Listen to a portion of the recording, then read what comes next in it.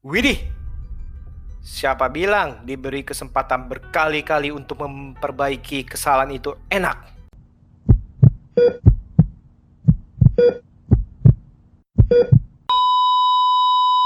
Hey hey hey, selamat bergabung kembali di channel BB69.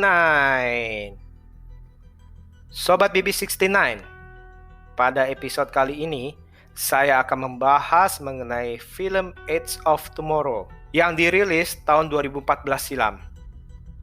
Film ini berkisah mengenai zaman di mana bumi diinvasi oleh alien-alien yang sangat berbahaya dan dinamakan sebagai mimik. Adapun Mayor William Cates yang diperankan oleh Tom Cruise yang bertugas sebagai public relation di Departemen Media Relation bersitegang dengan Jenderal Brigham yang menyebabkan dirinya ditangkap dan dikirim ke Camp Militer untuk bergabung dengan Master Sergeant Farrell yang diperankan oleh Bill Paxton di pasukan G-Squad. Cates yang tidak mempunyai keahlian perang tentunya ketakutan setengah mati karena dia hanya diberikan pelatihan minimal dan kemudian dikirim ke medan perang bersama G-Squad untuk menginvasi Prancis dan merebut negara tersebut dari invasi alien. Misi invasi tersebut gagal total, di mana Farrell dan G-Squad terbunuh secara kilat. Cates yang sedang keadaan terdesak menggunakan bom Claymore untuk membunuh mimik besar biru tersebut. Namun dirinya ikut tewas ketika darah sang alien mengenai tubuhnya dan menyerap ke dalam dirinya. Namun, hal tak terduga ternyata terjadi. Ia terbangun di hari sebelumnya, yakni di saat dia baru tiba di camp militer. Dan berkali-kali hal tersebut terjadi kepada dirinya, di mana ia hidup, kemudian perang, kemudian mati, kemudian hidup, dan kembali di hari sebelumnya.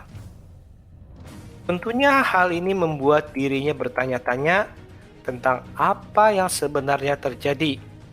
Sampai suatu saat, ia bertemu di medan perang dengan Sersan Rita Frataski yang diperankan oleh Emily Blunt, yang menyadari bahwa Cates dapat mengulang waktu.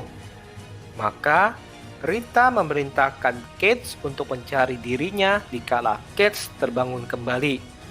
Di saat Cates mengalami kematian yang tentunya membawa ia kembali hidup, Cates dengan segera mencari Rita dan menjelaskan bahwa Rita lah yang menyuruh Cates mencari dirinya.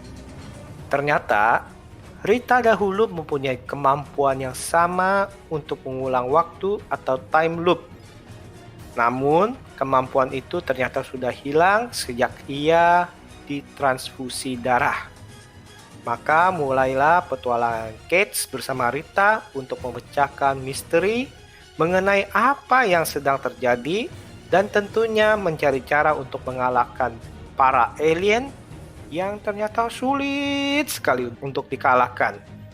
Karena para alien tersebut seolah-olah mengetahui segala langkah yang akan diambil oleh para manusia. Film science fiction yang mempunyai judul lain Live, Die, Repeat, Edge of Tomorrow ini diangkat dari light novel karya Hiroshi Sakurazaka yang berjudul All You Need Is Kill yang beredar di tahun 2004 dan sudah diangkat di dalam bentuk manga yang ditulis oleh Ryosuke Takeuchi dan digambar oleh Takashi Obata yang diedarkan di dalam Weekly Young Jump dan Weekly Shonen Jump pada 9 Januari sampai 29 Mei 2014. Sebagai informasi saja, Sakurazaka terinspirasi dari salah satu komentar pemain video games yang mengatakan bahwa pengulangan permainan setelah karakter di video gamesnya tewas membuat kita bisa melakukan uji coba trial and error sampai kita memenangkan games tersebut. Maka, Sakurasaka mencoba menuliskan sebuah cerita yang berhubungan dengan time loop. Nah, jadilah novel ini. Keren ya inspirasinya. Oke, kembali ke versi filmnya. Film ini ternyata diterima secara positif oleh kritikus dan penggemar film nih. Bahkan pemerintah Jepang memberikan kepada Doug Liman, sang sutradara, penghargaan di Annual Japan Cool Content Contribution Award karena dia mempopulerkan media Jepang kepada penonton dunia. Wow, hebat bukan? Doug Liman sendiri bukanlah sutradara Kemarin Sore, karena ia sudah mensutradarai berbagai film aksi, bahkan komedi yang keren-keren.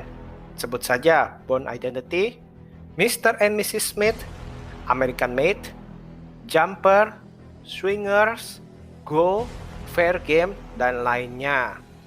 Dan melihat dari jejak penyutradaraannya, kita kurang lebih dapat mengetahui sajian apa yang akan diberikan kepada kita sebagai penonton.